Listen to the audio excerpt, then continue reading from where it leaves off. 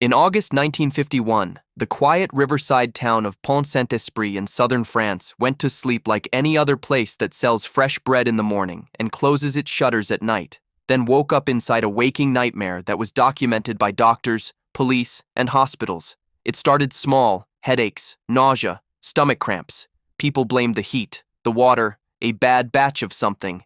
But within hours, the symptoms turned uncanny. Residents began screaming that their bodies were on fire. Some clawed at their own skin because they swore snakes were crawling under it. Others insisted the walls were breathing and the furniture had faces. A man ran through the streets convinced he was being hunted. Another tried to throw himself into the Rhone River to put out the flames he felt inside his bones. Families watched loved ones fold into terror without any clear cause. Eyes wide, pupils blown, speech unraveling into fragments. Doctors tried sedatives, morphine, restraints, anything to stop people from hurting themselves. It didn't always work. One patient reportedly leapt from a window to escape imaginary attackers. Another tore at his bedding, shouting that it was alive.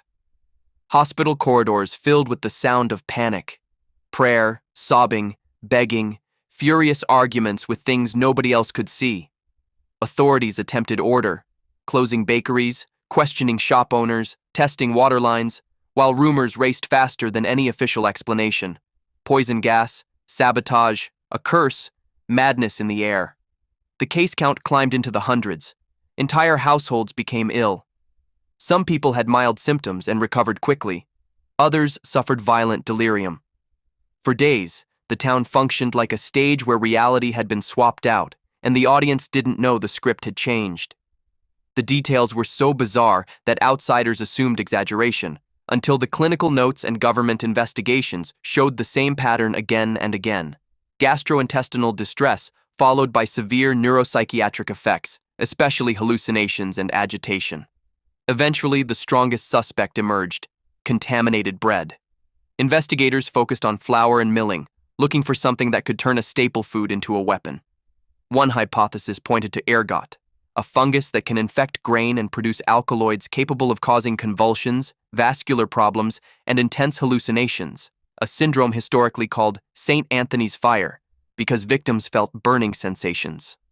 Another, more controversial line of suspicion, one that has lingered like a shadow for decades, suggested a chemical origin connected to experiments with LSD-like compounds and distribution mishaps. The public never received a single, universally accepted, case-closed explanation that satisfied everyone, and that ambiguity is part of what keeps the story so unsettling. A whole town was